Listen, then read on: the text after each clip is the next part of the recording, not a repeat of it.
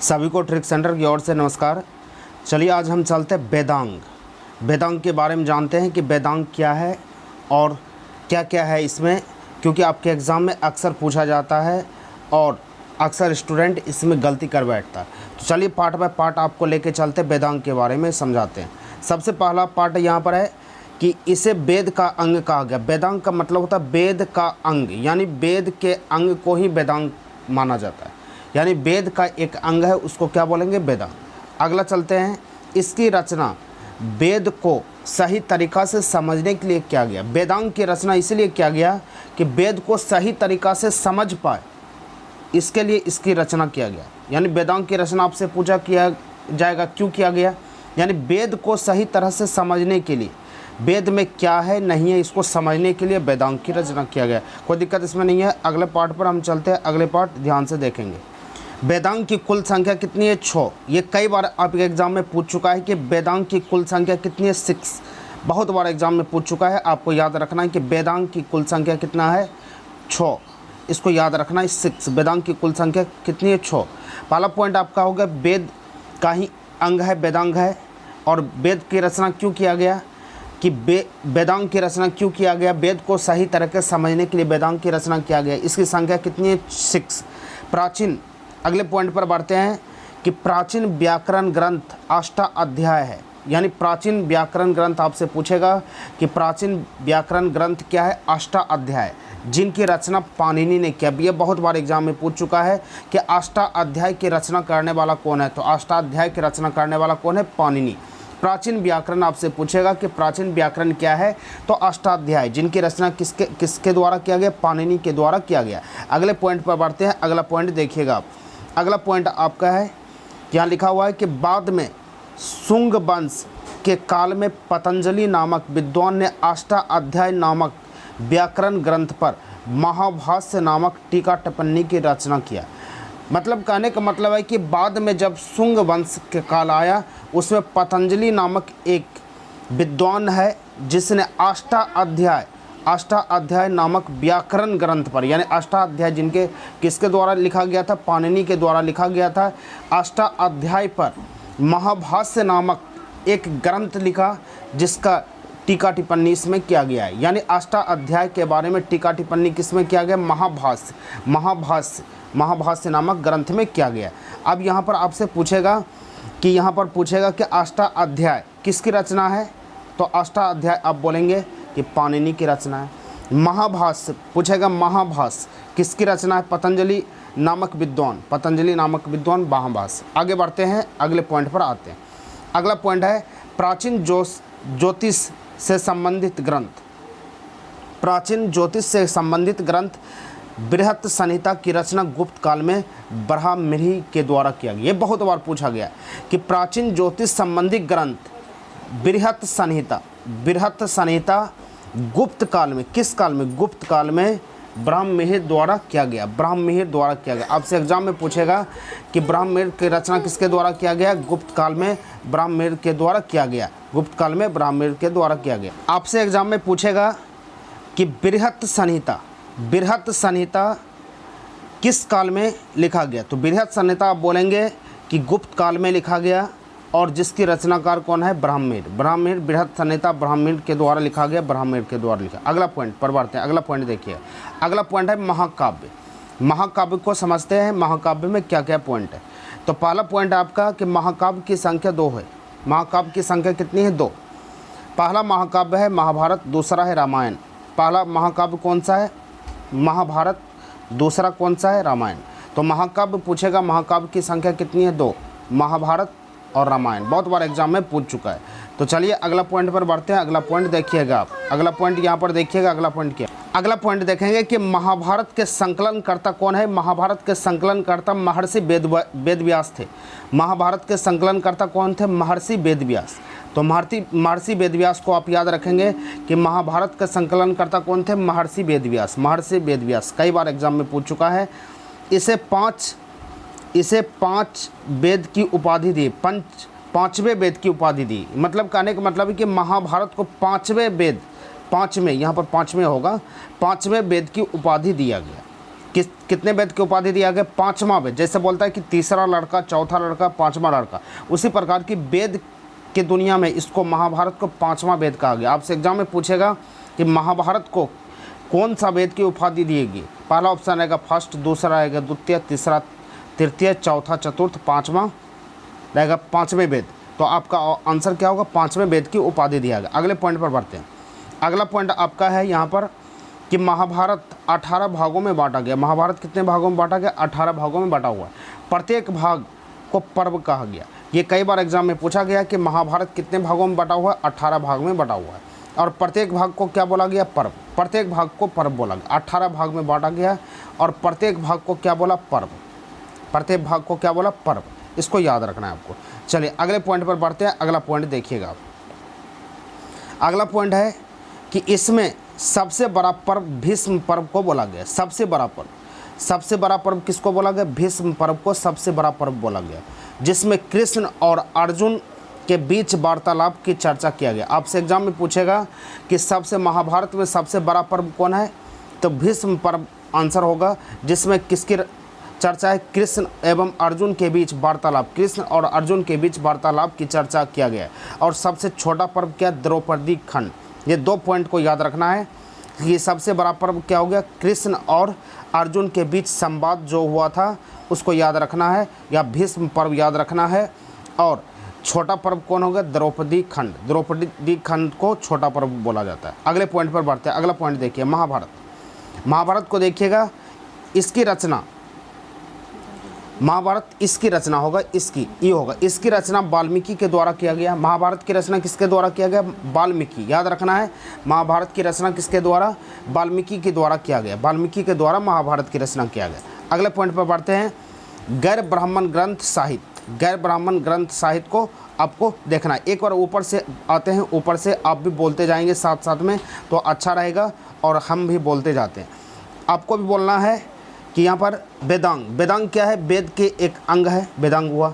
इसकी रचना क्या वेद को सही तरीक़ा से समझने के लिए किया गया? और वेद की संख्या कितना है? 6। अगले पॉइंट है, प्राचीन व्याकरण ग्रंथ अष्टाध्यायी की रचना किसने किया? पाणिनि। अष्टाध्यायी की रचना किसने किया? पाणिनि। बाद में शुंग वंश के काल में पतंजलि नामक एक विद्वान आया जो अष्टाध्याय पर टीका टिप्पणी किया। ये याद हो गया है। अगले पॉइंट पर बढ़ते हैं। प्राचीन ज्योतिष संबंध संबंधित बृहत संहिता, पॉइंट को सिर्फ याद रखना। बृहत संहिता गुप्त काल में ब्राह्मणिर द्वारा रचित किया गया। अगले पॉइंट पर बढ़ते हैं। महाकाव्य की संख्या कितने हैं? 2 महाकाव्य की संख्या है। महाभारत, रामायण। महाभारत का संकलनकर्ता महर्षि वेदव्यास है। इसे पांचवें वेद की उपाधि दिया गया। महाभारत को 5वें वेद की उपाधि दिया गया। अब उसके महाभारत के 18 भागों में बांटा गया। महाभारत को कितने भागों में बांटा गया? 18 भागों में। प्रत्येक भाग को क्या बोला गया? पर्व बोला गया। अगला पॉइंट है, इसमें सबसे बड़ा पर्व कौन है? भीष्म पर्व है, जिसको भीष्म पर्व में किसकी चर्चा किया गया है? कृष्ण और अर्जुन के बीच वार्तालाप जो हुआ है उसी को हम बोलते हैं भीष्म पर्व। और सबसे छोटा पर्व कौन सा हो गया? सबसे छोटा पर्व हो गया द्रौपदी पर्व, द्रौपदी खंड, या द्रौपदी पर्व बोल सकते हैं, द्रौपदी खंड। अगले पॉइंट पर बढ़ते हैं। अगला पॉइंट है महाभारत, जिसकी रचना किसने किया? वाल्मीकि ने किया। महाभारत की रचना किसने किया? वाल्मीकि ने किया। अगले पॉइंट पर बढ़ते हैं। गैर ब्राह्मण साहित्य, इसको ध्यान से रखना है। गैर ब्राह्मण साहित्य क्या है? तो गैर ब्राह्मण साहित्य यहाँ पर देखना है ध्यान से कि गैर ब्राह्मण साहित्य 2 भागों में बटा हुआ है। एक बौद्ध साहित्य, दूसरा जैन, यानी जिसको बौद्ध धर्म और जैन धर्म बोलते हैं वही चीज़ है। इसका बौद्ध धर्म और जैन धर्म दोनों के बारे में पढ़ना है। गैर ब्राह्मण साहित्य पूछेगा कितने भागों में? 2 भागों में। कौन कौन भाग? बौद्ध साहित्य और जैन साहित्य, बौद्ध साहित्य और जैन साहित्य। आगे बढ़ते हैं, बौद्ध साहित्य के बारे में पढ़ते हैं। बौद्ध साहित्य क्या है? ध्यान से देखना है। बौद्ध साहित्य के बारे में ध्यान से देखना है यहाँ पर कि बौद्ध साहित्य जो है, बौद्ध साहित्य अधिकांश बौद्ध साहित्य यानी पाली भाषा, ध्यान से देखना है। यानी कहने का मतलब इसका ये हुआ कि अधिकांशतः बौद्ध साहित्य यानी जितने भी सबसे ज़्यादा बौद्ध साहित्य जो है किस भाषा में लिखा गया? पाली भाषा। आपके एग्जाम में बहुत बार पूछा गया कि बौद्ध साहित्य किस भाषा में लिखा गया? पाली। बौद्ध साहित्य किस भाषा में? पाली। बौद्ध साहित्य किस भाषा में? पाली। अगले पॉइंट पर बढ़ते हैं। बौद्ध साहित्य में सबसे महत्वपूर्ण स्थान त्रिपिटक का है। बौद्ध साहित्य में सबसे महत्वपूर्ण स्थान किसका है? त्रिपिटक का है, जिसकी रचना बौद्ध सम्मेलन में किया गया। त्रिपिटक की रचना आपसे एग्जाम में पूछेगा त्रिपिटक की रचना किसमें किया गया? बौद्ध सम्मेलन में त्रिपिटक की रचना किया गया। और पूछेगा बौद्ध धर्म, बौद्ध साहित्य किस भाषा में लिखा गया? पाली भाषा में लिखा गया। अगले पॉइंट पर बढ़ते हैं। अगला पॉइंट देखिएगा, अगला पॉइंट देखिए, प्रथम बौद्ध सम्मेलन। प्रथम बौद्ध सम्मेलन में क्या क्या हुआ, इसको ध्यान से देखना है। 4 सम्मेलन को हम देखेंगे, चारों सम्मेलन आज ही खत्म कर लेंगे। तो देखिएगा प्रथम बौद्ध सम्मेलन, प्रथम बौद्ध सम्मेलन कब हुआ? 483 ईसा पूर्व। 483 ईसा पूर्व को याद रखना है कि प्रथम बौद्ध सम्मेलन आपसे पूछेगा कब हुआ? 483 ईसा पूर्व। ईसा पूर्व, ईसा पूर्व को ऐसे भी लिखते हैं ईसा पूर्व। कब हुआ था प्रथम बौद्ध सम्मेलन? 483 ईसा पूर्व। और कहाँ हुआ था? आपसे पूछता है कि प्रथम बौद्ध समिति कहाँ हुआ था, ये भी आपके एग्जाम में पूछता है। तो आप क्या बोलेंगे? राजगीर, राजगीर या राजगिरी या गिरिब वज्र भी बोला जाता है, गिरिब ब्रिज भी बोला जाता है, गिरिब वज्र भी बोला जाता है। आपसे एग्जाम में 3 प्रश्न पूछता है कि प्रथम बौद्ध सम्मेलन कब हुआ? 483 में। कहाँ हुआ? राजगीर में या राजगिरी में या गिरिब वज्र, सब एक ही हैं, में हुआ था। इसको याद रखना है। अगले पॉइंट में को हम बढ़ाते हैं। इस समय मगध के शासक हर्यक वंश के शासक अजातशत्रु थे। इस समय जो है आपसे पूछेगा, इस समय शासक कौन था? अजातशत्रु बोलेंगे। पूछेगा कि प्रथम बौद्ध सम्मेलन के समय शासक कौन था? हर्यक वंश का शासक कौन था? अजातशत्रु। क्या बोलेंगे? अजातशत्रु। 3 पॉइंट इसमें हो गया। पहला पॉइंट हुआ कि कब हुआ? 483 में हुआ। कहाँ हुआ? राजगिर में हुआ, राजगिरी में हुआ, गिरिब्रज में हुआ। और इसके शासक कौन थे? अजातशत्रु। आप सिर्फ सुनते रहेंगे तो आपको याद हो जाएगा। सिर्फ सुनना, एक बार वीडियो देख लीजिए और 2-3 बार इसको चला के सुन लीजिए, आपको याद हो जाएगा पूरी तरह। अगले पॉइंट पर बढ़ते हैं।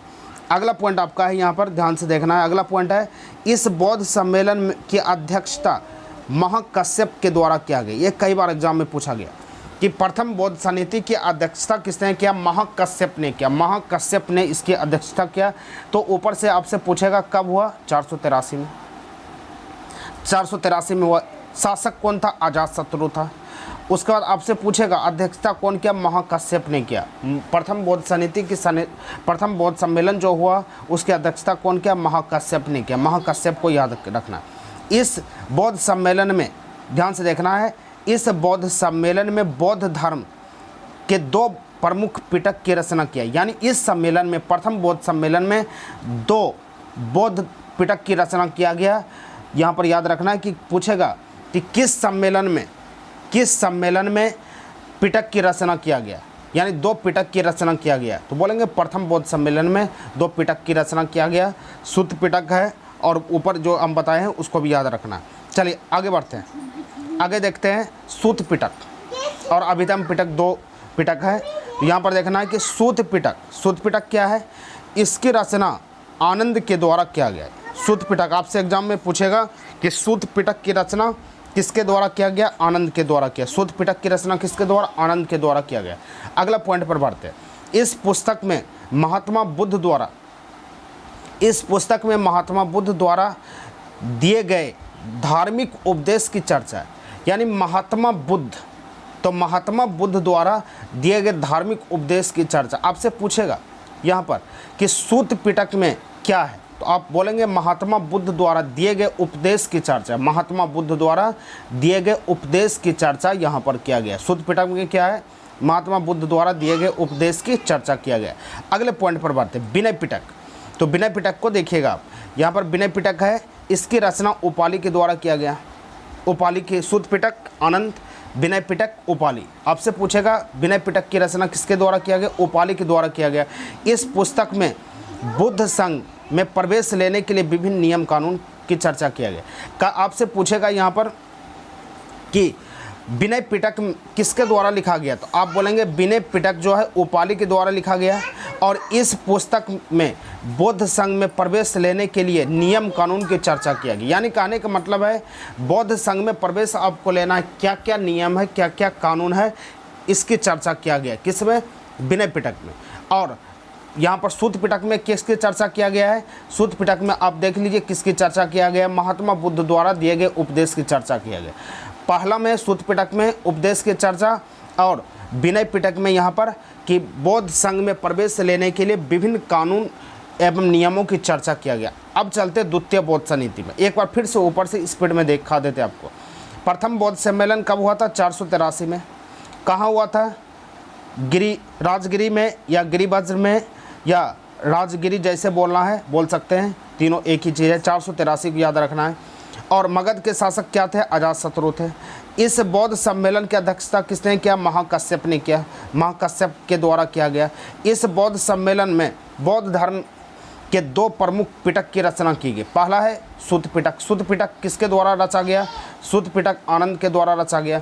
इसमें महात्मा बुद्ध द्वारा दिए गए उपदेश की चर्चा है। अगला है विनय पिटक। विनय पिटक की रचना उपाली के द्वारा किया गया। विनय पिटक उपाली के द्वारा किया गया। इसमें बौद्ध संघ में प्रवेश लेने के लिए नियम कानून की व्यवस्था किया गया। अगले पॉइंट पर बढ़ते हैं, द्वितीय बौद्ध समिति। द्वितीय बौद्ध समिति को ध्यान से देखना। इसकी रचना कब किया गया? 383 ईसा पूर्व में। इसकी रचना कब किया गया? 383 ईसा पूर्व में द्वितीय बौद्ध समिति की रचना किया गया। द्वितीय बौद्ध समिति कब किया गया? 383 को 483 था, ये 383, ये वैशाली में किया गया। आपसे पूछेगा द्वितीय बौद्ध समिति कहाँ हुआ? वैशाली में हुआ और शिशुनाग वंश के शासक काला अशोक के शासनकाल में हुआ। आपसे 3 पॉइंट इसमें पूछेगा, 3 पॉइंट पूछेगा। पहला पॉइंट आपका है कि द्वितीय बौद्ध समिति 383, द्वितीय बौद्ध समिति कब हुआ? 383। और वैशाली के शासक शिशुनाग वंश के शासक काला अशोक के शासनकाल में हुआ। आपसे पूछेगा किसके शासनकाल में द्वितीय बौद्ध समिति हुआ? काला अशोक के शासनकाल में 383 ईस्वी में हुआ, शिशुनाग वंश के शासनकाल में हुआ। तो अगले पॉइंट पर बढ़ते हैं। अगला पॉइंट देखिएगा। इस बौद्ध सम्मेलन की अध्यक्षता सावक मिहिर द्वारा किया गया। इस बौद्ध यानी द्वितीय बौद्ध की अध्यक्षता सावक मिहिर को याद रखना है, सावक मिहिर के द्वारा किया गया। सावक मिहिर यानी द्वितीय बौद्ध की अध्यक्षता किसने किया? सावक मिहिर द्वारा किया गया। अगले पॉइंट पर बढ़ते हैं। अगला पॉइंट देखिए, द्वितीय बौद्ध सम्मेलन में बौद्ध धर्म का आंशिक विभाजन हुआ। यानी द्वितीय बौद्ध समिति में बौद्ध धर्म का आंशिक विभाजन हुआ, ये टूट गया, यानी आंशिक विभाजन द्वितीय बौद्ध समिति में। आपसे पूछेगा कि किस बौद्ध समिति में बौद्ध धर्म का विभाजन हुआ? तो आप बोलेंगे द्वितीय बौद्ध समिति में बौद्ध धर्म का आंशिक विभाजन हुआ। चलिए अगले पॉइंट पर बढ़ते हैं। अगला तृतीय है, इससे पहले एक बार रिपीट कर लेते हैं द्वितीय बौद्ध समिति को। द्वितीय बौद्ध समिति आपसे पूछेगा कब हुआ? तो आप क्या बोलेंगे? 483 में। कहाँ हुआ? वैशाली में हुआ। शिशुनाग वंश में के शासनकाल में, काला अशोक के शासनकाल में। बौद्ध सम्मेलन की अध्यक्षता सावक मिहिर द्वारा किया। द्वितीय बौद्ध सावक मिहिर के द्वारा किया गया।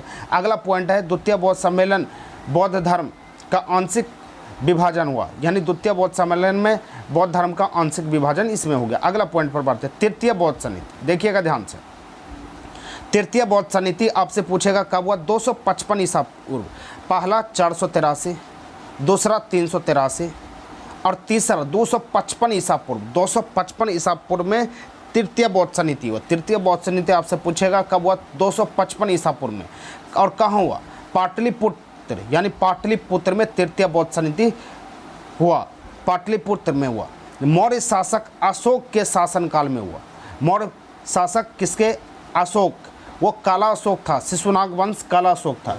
यह मौर्य शासक अशोक के शासनकाल में। आपसे एग्जाम में पूछेगा कि तृतीय बौद्ध समिति कब हुआ? 255 ईसा पूर्व में हुआ, पाटलिपुत्र में हुआ, मौर्य शासक अशोक के शासनकाल में हुआ। जिसकी अध्यक्षता, यहाँ ध्यान से देखना है, जिसकी अध्यक्षता कौन किया? यहाँ लिखा हो, इसकी अध्यक्षता मोगालिपुतिसा द्वारा किया गया। यानी तृतीय बौद्ध समिति का अध्यक्षता मोगालिपुतिसा द्वारा किया गया। मोगालिपुतिसा को याद रखना, मोगालिपुतिसा को याद रखना। आपसे एग्जाम में पूछेगा तृतीय बौद्ध समिति 255 ईसा पूर्व कहाँ हुआ? पाटलिपुत्र में हुआ, मौर्य शासक अशोक के शासनकाल में हो, जिसकी अध्यक्षता मोगालिपुतिसा द्वारा किया गया। अगला पॉइंट पर बढ़ते, इस सम्मेलन में मोगालिपुतिसा ने ही बौद्ध धर्म के त्रिपिटक की तीसरी पुस्तक अभिधम्म पिटक की रचना की। यानी कहने का मतलब है कि इस तृतीय बौद्ध समिति में मोगालिपुतिसा ने त्रिपिटक की तीसरी पुस्तक अभिधम्म पिटक की रचना की। 2 पिटक ऊपर था और तीसरा पिटक अभिधम्म पिटक हुआ। तो आपसे पूछेगा अभिधम्म पिटक की रचना किसने किया? मोगालिपुतिसा। कई बार एग्जाम में पूछ चुका है कि अभिधम्म पिटक की रचना किसने किया? मोगालिपुतिसा ने किया। अगले पॉइंट पर बढ़ते हैं। इस पुस्तक में बौद्ध धर्म के दार्शनिक पक्ष की चर्चा की गई। यानी कि इस पुस्तक अभिधम्म पिटक में बौद्ध धर्म के दार्शनिक पक्ष की चर्चा किया गया, और ये ट्रिक सेंटर सुल्तानगंज द्वारा प्रसारित किया गया।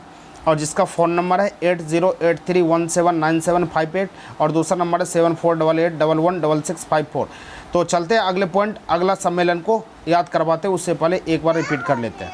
तृतीय बौद्ध सम्मेलन, यहाँ ध्यान से देखना है कि तृतीय बौद्ध सम्मेलन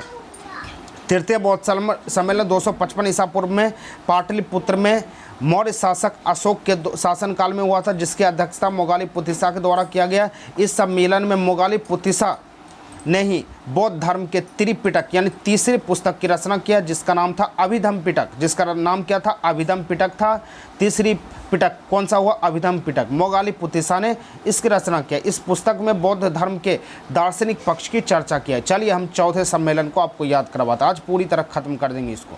चतुर्थ बौद्ध सम्मेलन, तो इसको याद रखना है। चतुर्थ बौद्ध सम्मेलन क्या है, ध्यान से देखना है। इसका आयोजन प्रथम शताब्दी में किया गया। प्रथम शताब्दी में किया गया चतुर्थ बौद्ध सम्मेलन प्रथम शताब्दी में किया गया कश्मीर के कुंडलवन कश्मीर में, यानी कुंडलवन कश्मीर में किया गया कुषाण वंश के शासक कनिष्क के शासनकाल में। आपसे पूछेगा एग्जाम में कि चतुर्थ बौद्ध सम्मेलन कब हुआ? प्रथम शताब्दी में हुआ। और कहाँ हुआ? कुंडलवन कश्मीर में हुआ। कुषाण वंश के शासक कनिष्क के शासनकाल में हुआ। कुषाण वंश के शासक कनिष्क के शासनकाल में हुआ। अगले पॉइंट पर बढ़ते हैं। पहली बार इसी सम्मेलन में अध्यक्ष और उपाध्यक्ष की चर्चा किया गया, यानी पहली बार अध्यक्ष और उपाध्यक्ष की चर्चा किया गया। यानी तीनों बौद्ध सम्मेलन जो हुआ उसमें सिर्फ अध्यक्ष था, लेकिन इस बौद्ध सम्मेलन में अध्यक्ष और उपाध्यक्ष दोनों की चर्चा किया गया। यानी आपसे पूछेगा कि किस बौद्ध सम्मेलन में अध्यक्ष और उपाध्यक्ष की चर्चा किया गया था? चतुर्थ बौद्ध सम्मेलन में अध्यक्ष और उपाध्यक्ष की चर्चा किया था। चलते हैं अगले पॉइंट पर। अध्यक्ष के रूप में, यानी चौथे बौद्ध सम्मेलन जो हुआ था तो उसका अध्यक्ष के रूप में वसुमित्र, उसका अध्यक्ष कौन था? वसुमित्र था। और उपाध्यक्ष के रूप में अश्वघोष था। अध्यक्ष कौन था? वसुमित्र। यानी चौथे बौद्ध सम्मेलन का अध्यक्ष कौन था? वसुमित्र था। और उपाध्यक्ष कौन था? अश्वघोष था। उपाध्यक्ष कौन था? अश्वघोष था। आपसे एग्जाम में पूछेगा चौथे बौद्ध सम्मेलन का अध्यक्ष कौन था? वसुमित्र था और उपाध्यक्ष अश्वघोष था। अगले पॉइंट पर बढ़ते हैं। अश्वघोष को भारत का मिल्टन भी कहा जाता है। आपसे एग्जाम में कई बार पूछा गया है कि भारत का मिल्टन किसे कहा गया? अश्वघोष को भारत का मिल्टन कहा गया। अश्वघोष को भारत का मिल्टन कहा गया, इसको याद रखना। इसी सम्मेलन में बौद्ध धर्म पूरी तरह दो भागों में विभाजित हो गया। यानी इसी सम्मेलन में, यानी चौथे सम्मेलन में बौद्ध धर्म दो भागों में पूरी तरह विभाजित हो गया, एक हीनयान दूसरा महायान। आपसे एग्जाम में पूछेगा किस सम्मेलन में हीनयान और महायान में बौद्ध धर्म विभाजित हो गया था? आप बोलेंगे चौथे बौद्ध सम्मेलन में हीनयान और महायान में विभाजित हो गया। तो और उम्मीद करते हैं कि आपको याद हो गया होगा। एक बार रिपीट कर देते हैं हम चौथे बौद्ध सम्मेलन को। इसका आयोजन कब किया गया? प्रथम शताब्दी में कुंडलवन कश्मीर में कुषाण के शासक कनिष्क के द्वारा शासनकाल में हुआ। पहली बार इसमें अध्यक्ष और उपाध्यक्ष की चर्चा किया गया। अध्यक्ष के रूप में वसुमित्र था और उपाध्यक्ष के रूप में यहाँ पर अश्वघोष था। अश्वघोष को भारत का मिल्टन भी कहा गया। इसी सम्मेलन में बौद्ध धर्म पूरी तरह दो भागों में विभाजित हो गया, पहला हीनयान दूसरा महायान। तो आपको उम्मीद करते हैं कि ये वीडियो आपको अच्छा लगा होगा, और अच्छा लगा है तो शेयर कीजिए, और जो नए इस चैनल पर है तो चैनल को ज़रूर सब्सक्राइब कीजिए। और नेक्स्ट वीडियो के साथ हम कल मिलते हैं, तब तक के लिए सभी को ट्रिक सेंटर की ओर से जय हिंद।